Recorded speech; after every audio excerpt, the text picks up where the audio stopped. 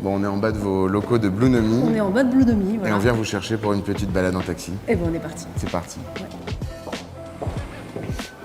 C'est la voiture là.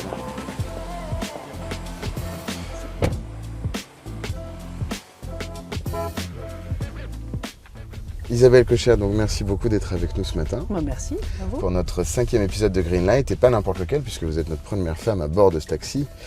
Et pas des moindres, puisque du coup on reviendra sur votre carrière. Vous êtes un rôle modèle pour beaucoup de femmes aujourd'hui, étant donné que vous avez été la première CEO du CAC 40. Donc merci infiniment d'avoir pris un peu de temps ce matin pour être avec nous. Première question, où est-ce que l'on va? On va Square Marie Curie. Square Marie Curie, j'ai pas tout de suite la référence. En fait, sous le Square Marie Curie, il y a le bassin d'Austerlitz, dont on va parler tout à l'heure. D'accord, bon bah. Deuxième question, qu'est-ce qu'on écoute comme radio? TSF Jazz. TSF Jazz, parfait, magnifique. Je vous mets ça de suite. TSF a beaucoup de succès dans ce taxi. Alors Isabelle, bon, en préparant l'émission, on a commencé à se tutoyer, Ouais, donc allons-y. Donc tu es chairman et co-founder de Blue Nomi, on va en parler, voilà, Ouais. de ce que tu fais aujourd'hui. Je le disais en introduction, tu étais CEO d'Engie, tu as une carrière donc sur laquelle on va revenir, puisque c'est le but de cette émission, de revenir un petit peu sur les parcours des dirigeants qui font la France, mais également de poser quelques questions de tendance. Dans un premier temps, c'est normal, je dois revenir un petit peu sur ta vie, sur toi. Donc tu es né à Versailles, d'un père spécialiste des télécoms, plutôt fonction finance, d'une mère bénévole. Tu es l'aîné d'une fratrie de 3 frères et sœurs. Voilà. Tu es maman de 5 enfants. Ouais. Voilà. De quel âge à quel âge? 33 à 19. 33 à 19. Ouais. Magnifique. Donc on voit bien toute la difficulté aujourd'hui que ça peut représenter, en même temps d'avoir une carrière extrêmement demanding, extrêmement exigeante, et en même temps d'avoir la possibilité d'élever 5 enfants. Ça a été pas du tout un challenge, ça a été une adaptation, ça a été... Comment on s'est organisé en 2 mots, hein. Après on arrête la partie perso. Non, mais c'est un super challenge. Mais d'abord, je les ai fait un par un, l'air de rien.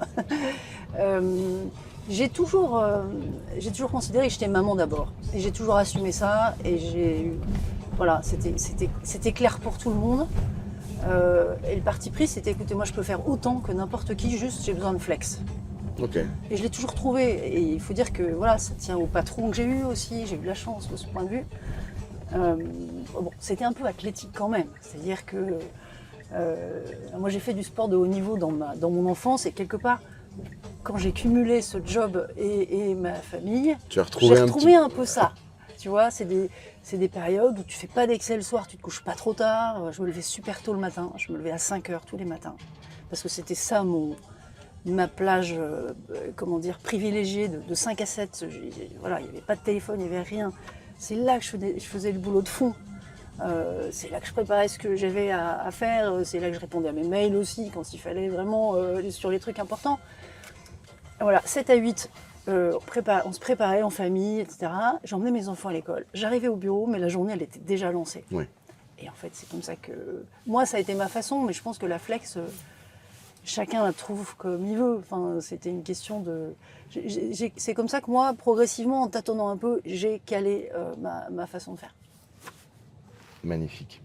Alors au niveau des études, école normale sup, ingénieur du corps des mines. Petite question, on fait un fact-checking. Qu'est-ce que sont les Ernest? Ah, le bassin aux Ernest. Voilà. Alors, ça, donc là, c'est pas une private joke, mais c'est du lexique de normalien. De normalien, voilà. Il y a dans la cour centrale de l'école un bassin avec des poissons rouges dedans. Et ces poissons rouges, je sais d'ailleurs plus pourquoi, ont été baptisés les Ernest. Et donc le bassin aux Ernest, c'est un peu le cœur de l'école. Ils ont été appelés les Ernest puisque le professeur qui les y a mis pour la première fois s'appelait Monsieur Ernest. Toi, tu as interrogé d'autres normaliens avant moi. De mémoire, écoutez, j'ai essayé d'être bon. Après les études, début dans le public, Bercy puis Matignon. À Bercy, de mémoire, c'était conseillère sur la partie télécom et énergie, puis derrière Matignon sur industrie. Oui, c'est ça. C'est ça. Ouais. Cette première partie de carrière, donc c'est vrai que du coup tu n'as pas fait l'ENA. Non. Il fallait, comment ça s'est passé? Pourquoi tu as commencé dans le public? Bon, d'abord, j'étais un peu effectivement un ingénieur, moi, perdu dans un monde, enfin perdu non, mais on était un peu minoritaire. Mais j'ai beaucoup aimé ça. Moi, j'ai toujours aimé les sujets proches de la chose publique. Tu vois, le métier que j'ai fait après, l'eau, l'énergie, on retrouve un peu ça. Voilà, Bercy, c'était super intéressant. C'était pas simple, hein. Il fallait boucler des budgets déjà, tu vois. C'était déjà pas complètement simple. Et Matignon, c'était passionnant. Je me suis retrouvée dans l'équipe de Lionel Jospin, qui était alors Premier ministre. J'avais pas du tout ma carte OPS, moi j'étais pas là. J'étais là en tant qu'expert un peu des sujets d'industrie. C'était des années passionnantes et j'ai bien aimé travailler avec lui. Il n'était pas tous les jours marrant. C'était un homme très sérieux, mais vraiment il avait le sens de l'État. Il a pris des décisions qui étaient courageuses, qui n'étaient pas forcément de son bord politique. Tu vois, c'est un Premier ministre qui a beaucoup privatisé, par exemple. Bon, ce à quoi il ne s'attendait pas forcément. Mais voilà, c'est quelqu'un qui, à chaque fois qu'il y avait un sujet à traiter, à Matignon, ce qui arrive, c'est des sujets compliqués. Hein. C'est ce que les ministères n'ont pas réussi à faire, ou alors des points sur lesquels ils ne sont pas d'accord. Bon, par définition, c'est complexe, Matignon. Lui, c'était d'abord la charge et après le côté plutôt dogme et partisan. Ouais. Et venait en second. Oui. D'abord la charge l'obligeait. Moi, je l'ai vu rentrer dans les sujets, je l'ai vu prendre des décisions qui n'étaient pas forcément les plus simples, vu sa famille politique. J'ai trouvé cet homme courageux. Ouais. On a un petit peu changé de contexte politique, du coup, depuis. On a un peu changé. Voilà. Puis, du coup, tu rentres chez Suez, donc tu y passes 9 ans. Et d'ailleurs, Engie, ensuite, c'est 9 ans également, donc vous allez avoir une règle des 9. En fait, c'est le même groupe. C'est-à-dire que c'est Suez qui devient GDF Suez qui devient Engie. Et la partie, voilà, et donc c'est un groupe qui se constitue, mais c'est la même maison. Je suis rentrée dans cette maison et j'y ai passé presque 20 ans. Ouais. Et donc du coup, pour la partie Suez, en tout cas sur la première partie, tu as différents rôles et puis tu finis directrice générale de la Lyonnaise des Eaux. Premier poste de DG. Oui. Donc là, on est 10 ans après le début de ta carrière. Oui. Tu arrives directrice générale de la Lyonnaise des Eaux. Il y a quoi? Il y a combien de personnes à ce moment-là dans la boîte? Il y a 10 000 personnes. 10 000 personnes, ouais. Ouais. Même si effectivement carrière de haut vol, mais quand même. Ah oui, Qu'est-ce qu'on se dit à ce moment-là, du haut de ces 10 années d'expérience, quand on prend un leadership sur 10 000 personnes et sur une boîte aussi emblématique en France? Ah ben, c'était un gros challenge. Et moi, je me souviens bien que en arrivant dans cette boîte, je me suis dit, mais j'étais plus jeune que la plupart des gens. C'était une entreprise qui avait besoin de bouger, en fait, qui avait besoin de se réinventer, qui s'était endormie un peu, disons, sur des modèles historiques qui marchaient plus trop bien. Et j'étais assez intimidée par le job. Moi, d'ailleurs, la personne qui m'a nommée, je l'ai challengée à ce moment. J'ai dit, mais attends, est-ce vraiment raisonnable? Ça, c'est un peu féminin, je crois. Bon, donc je suis pas du tout arrivée du haut de mon expérience, comme tu dis. Tu vois, je suis vraiment arrivée en mode, bon... et là, j'ai commis une première erreur. C'est que j'ai pris ça... Alors, la boîte, elle est pas bien sur le plan financier, déjà. Moi, j'ai lancé des plans classiques de réduction de coûts... d'innovation, de relance du commercial, enfin tu vois les méthodes... Top line, bottom line, innovation. Oui, voilà, mais bon, voilà, méthode classique, ou plutôt je dirais conventionnelle.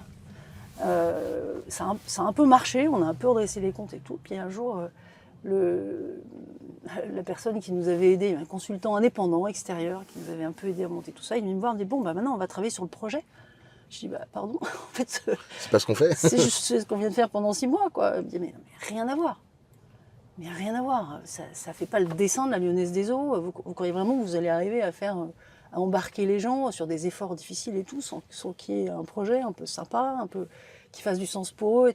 Et c'est, en fait, moi j'ai eu la chance de vivre ça assez tôt, parce qu'en fait, je pense que c'est la clé du leadership aujourd'hui, ça. C'est savoir faire émerger un projet. Et cet homme, il m'a secoué. Je dis, je ne comprenais pas ce qu'il me disait. Sérieusement. Je vais l'expliquer moi mieux, j'arrivais pas à voir en fait. C'est une rencontre importante. Ouais, c'est une rencontre importante. Il m'a bien réfléchi, il m'a bien fait réfléchir. En 2 mots, quand tu pars pas du coup puisque ouais. le nouveau nom Engie, tu passes à la direction financière. Oui. Donc 3 ans.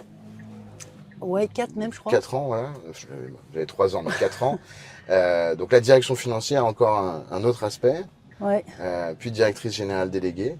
Ouais, et directrice générale d'Engie, ouais. sachant que sur le moment, puisque, encore une fois, à vaincre sans péril, on triomphe sans gloire, tu arrives au moment de tes directrice générale déléguée sur un plan qui a marqué tout le monde, qui est 3 ans pour être décarboné à 100% au niveau d'Engie. Ouais, Et au moment où tu passes directrice générale, il reste plus qu'un an, je crois, ouais. avant les échéances. C'est un challenge Alors ça, absolument ahurissant. ça s'est pas passé en un jour, tu vois. Moi, je suis arrivée donc à la direction financière du groupe. Les résultats étaient en baisse, assez fortement. Et il y avait un peu deux écoles dans le groupe. Il y avait l'école qui consistait à dire... Enfin, il y a un certain nombre de gens qui se disaient, bon, oui, nos résultats sont en baisse. En fait, nos centrales à charbon, on était leader mondial du charbon à l'époque, sont un peu moins appelés par le marché, mais ça va forcément revenir. De toute façon, le renouvelable, c'est émergent, ça marche pas. On se concentre sur les fondamentaux, ça peut que cher, revenir. ça peut que revenir. Et dans la grille de lecture historique d'un ingénieur de l'énergie, c'est le rendement, c'est le capex, etc. Et c'est vrai qu'en le regardant comme ça, il y avait, je peux comprendre. Donc il y avait une grande partie de l'entreprise qui pensait ça.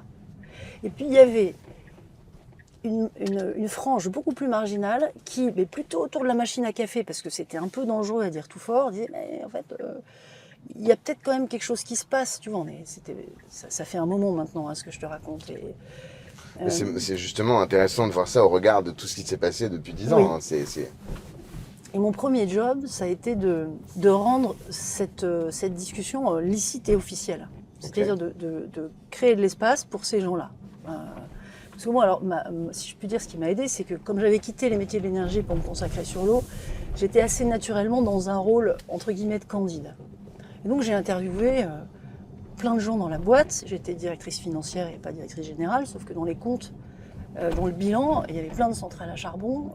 Et je commençais à franchement me poser la question de savoir si elles allaient tourner vraiment 40 ans. Elles avaient été bâties pour ça. Bon.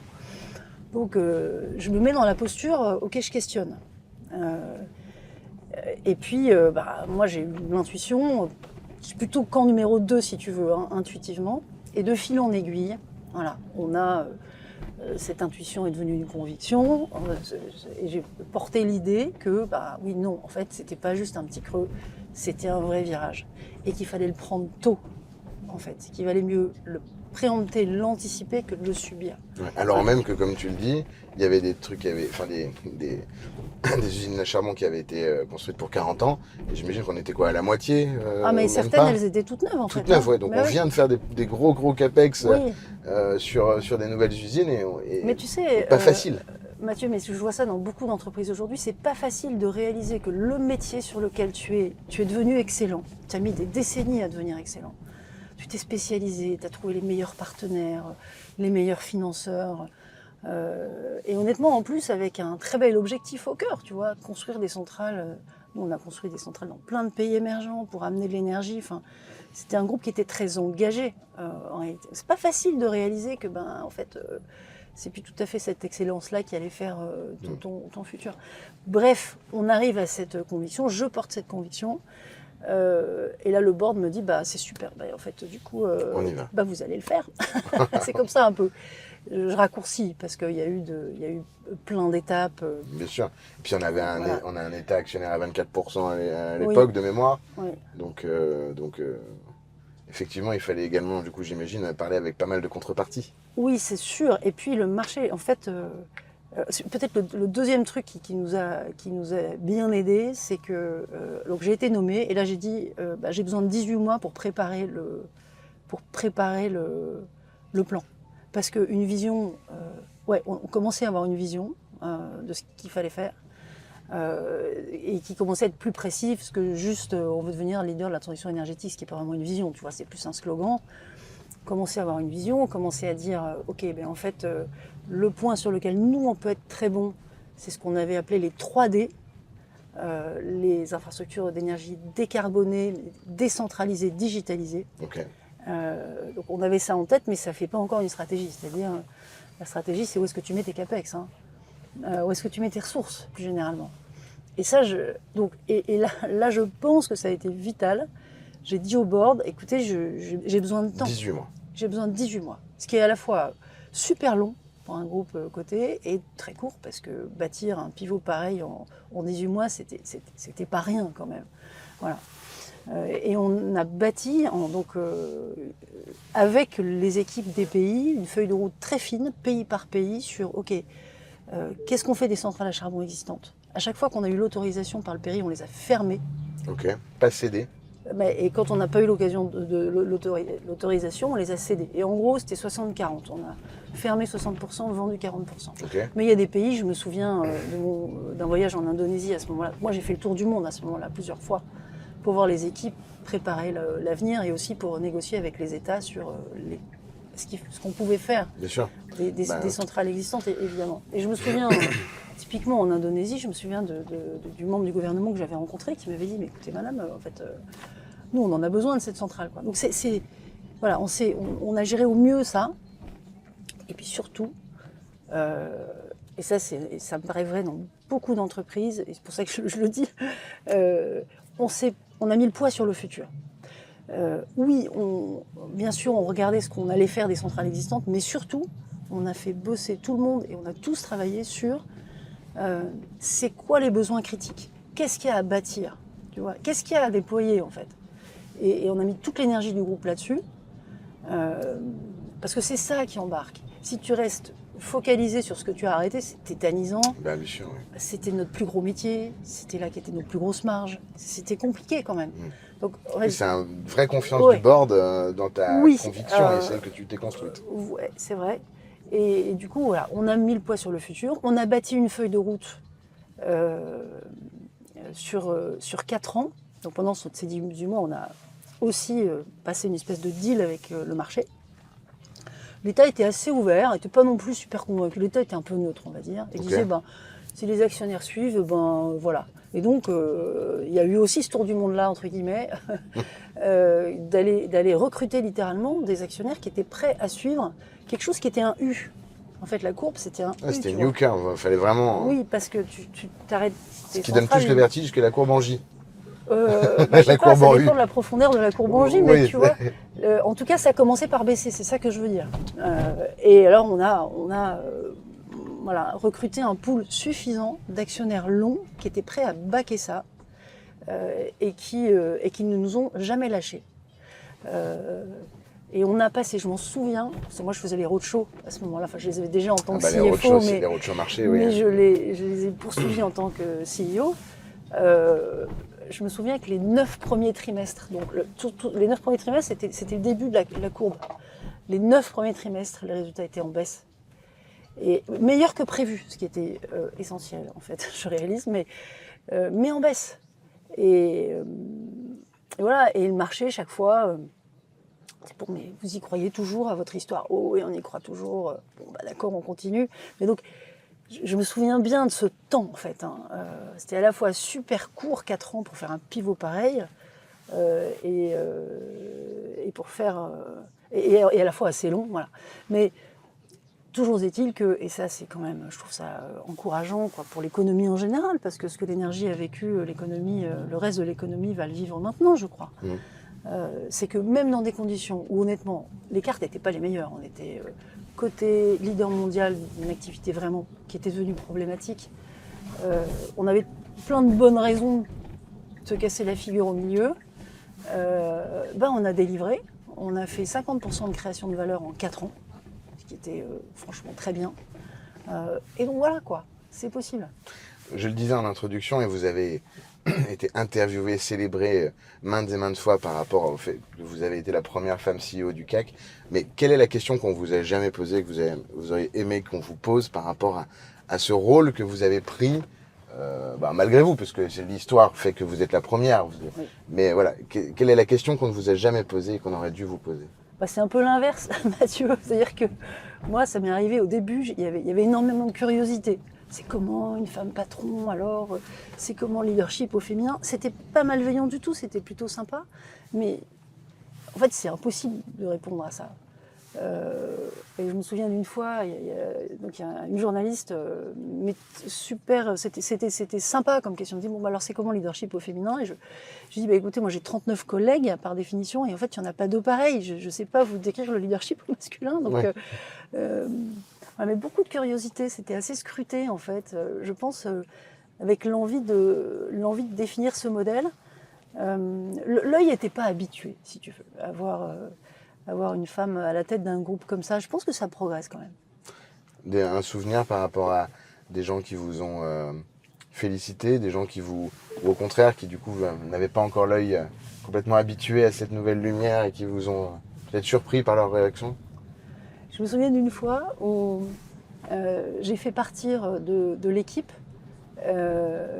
quelqu'un, et en fait assez vite. Parce que, bon, clairement, ça n'allait pas. Il y avait de bonnes raisons que je ne vais pas développer, c'est pas le sujet. Mais ce qui m'avait frappé, c'est que il y avait eu plusieurs articles dans la presse là-dessus, justement en lien avec, mais alors du coup, les femmes patrons, etc. Et le même jour, j'avais un collègue du CAC, que je ne vais pas nommer, qui a viré la moitié de son équipe, et pas nulle part, tu vois. Donc, voilà, je me souviens de cette, cette curiosité.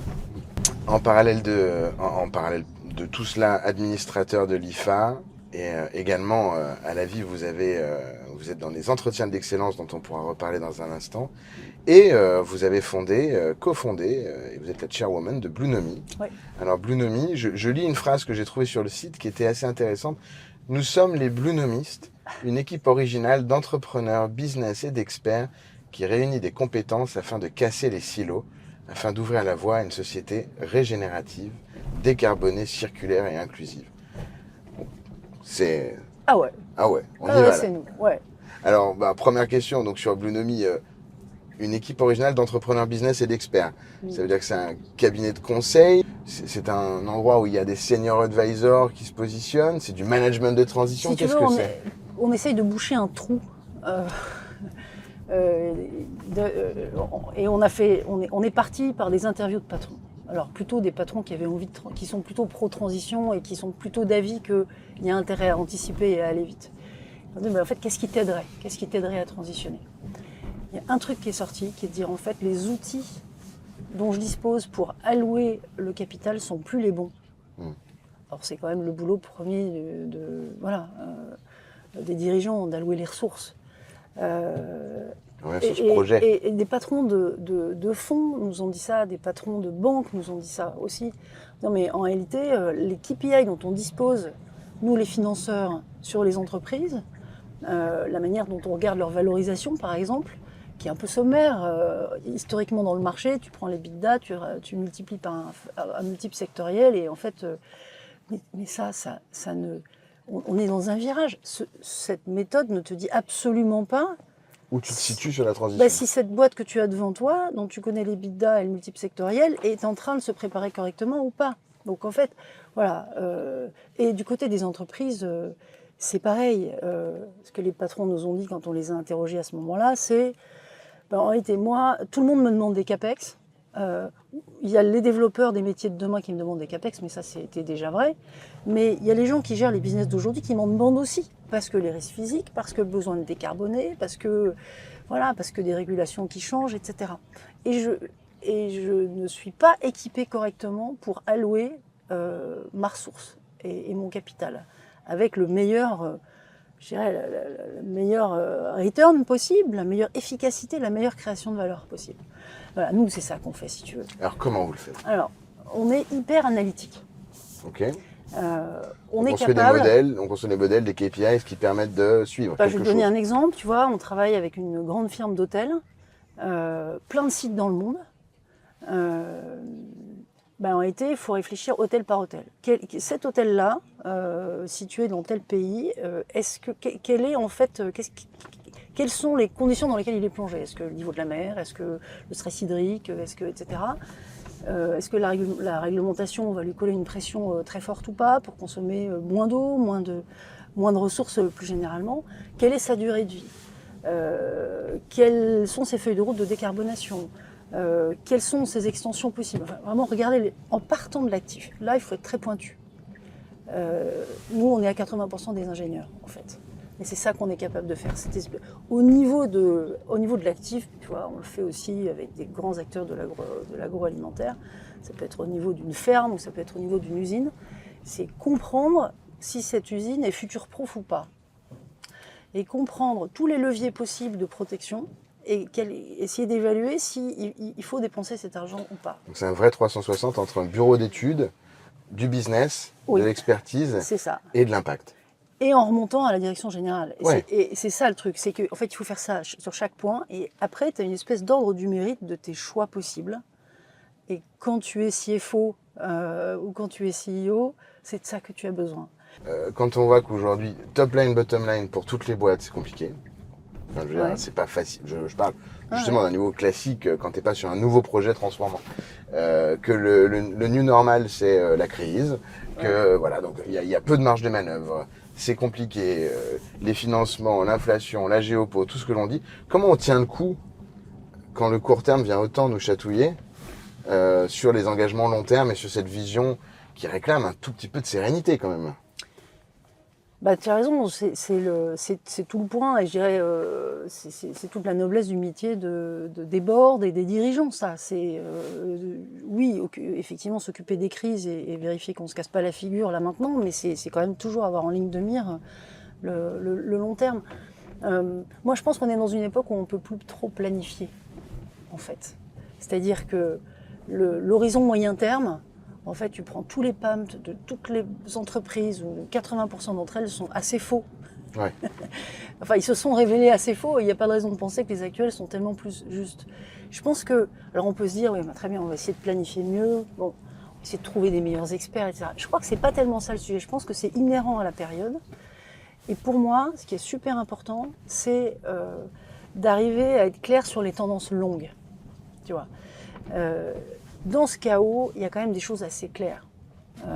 On va vers un monde qui est décarboné. Bon, on va vers un monde qui est beaucoup plus décentralisé. Le circulaire, c'est de la décentralisation à grande échelle, en fait.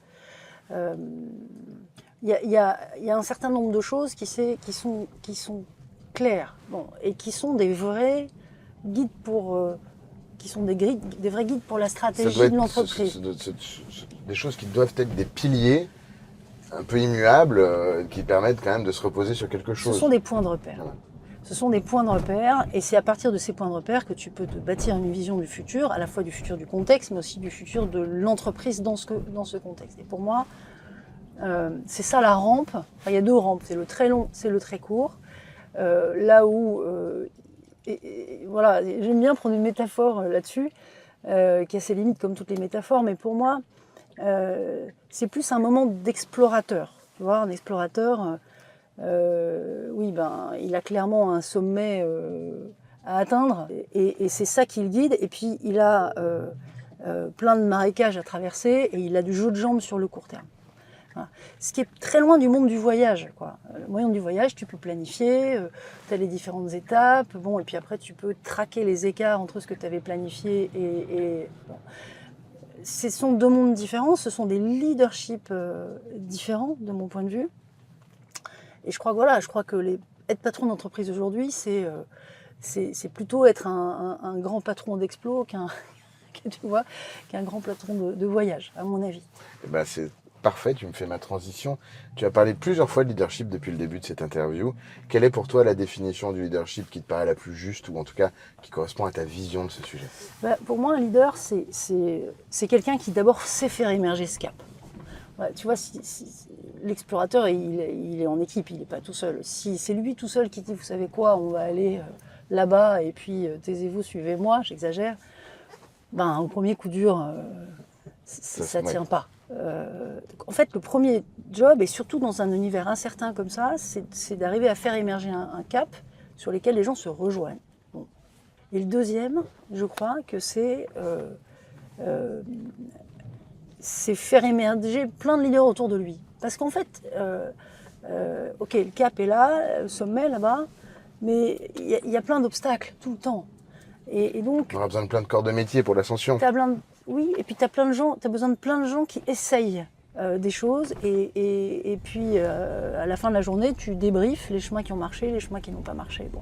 Donc un leader, voilà, il fait émerger le cap, mais il fait émerger une équipe qui est capable d'explorer ensemble, et il gère ce très long, ce très court. Tu vois, nous on avait ce cap de long terme, c'était les 3D, et c'était plus précis que ça. Et puis on avait toutes les 6 semaines le top 80 d'Engie pendant 2 jours. Et là, on débriefait. Qu'est-ce qui a marché? Qu'est-ce qui n'a pas marché? Qu'est-ce qu'on arrête? Qu'est-ce qu'on continue?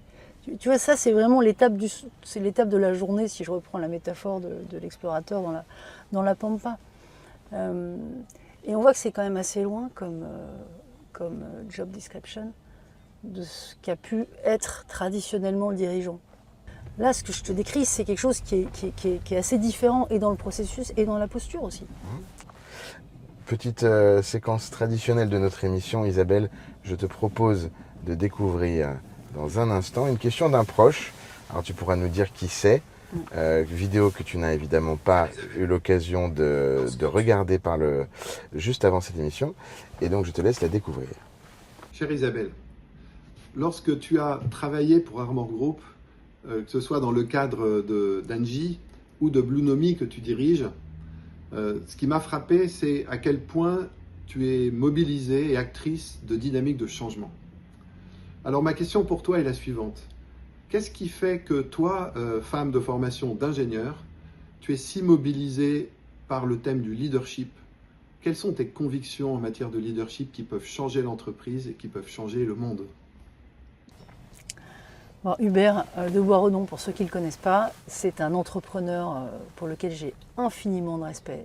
C'est quelqu'un qui a repris quasiment à la barre du tribunal une entreprise qui n'allait pas bien et dont il a fait le leader mondial des étiquettes code barre. Tu sais, les étiquettes code barre qui sont sur les produits, 1 sur 2 des étiquettes dans le monde entier est produite par Armor Group. Le code barre qui est français. Qui est français. Qui est français comme C'est invention. un entrepreneur audacieux, courageux, humainement magnifique. Voilà. Alors, oui, c'est vrai que leadership, c'est vrai que je pense en fait que c'est peut-être l'ingrédient dont on ne parle pas assez, tu vois. Supplément d'âme.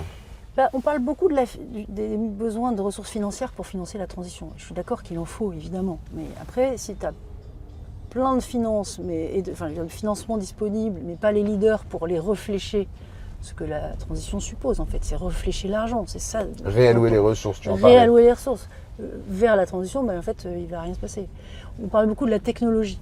Et oui, il faut de la technologie, il faut des technologies énergétiques, zéro carbone performant, il faut tout ça. Mais si tu n'as pas du leadership pour orienter ça et les adopter alors même que tout n'est pas encore complètement prêt, tu ne vas nulle part. Voilà, c'est le facteur humain, je crois. Moi, je pense que cette transition, c'est d'abord ça. C'est d'abord une question d'engagement personnel, de courage, de capacité à prendre des risques, de dire je ne sais pas, et puis donc en 3 mots, leadership finalement. Oui. Tu vois, on revient sur la question, mais je pense que c'est l'ingrédient dont on ne réalise peut-être pas assez qu'il est l'ingrédient majeur. Je trouve qu'on n'en parle pas tout à fait encore non plus assez bien, même si ça progresse dans les universités, dans les écoles de management. Là-dessus, j'ai un très bon bouquin à recommander, si tu m'autorises, bien sûr. qui s'appelle « Sans carte ni boussole », qui a été publié il y a quelques années, « Sans carte ni boussole », qui est un très beau livre. J'ai un lien avec ce livre, tu verras pourquoi. Mais qui est une réflexion sur en quoi est-ce que le job de leader est changé par le contexte lui-même. Est-ce qu'il est changé, oui ou non, et si oui, en quoi et pourquoi?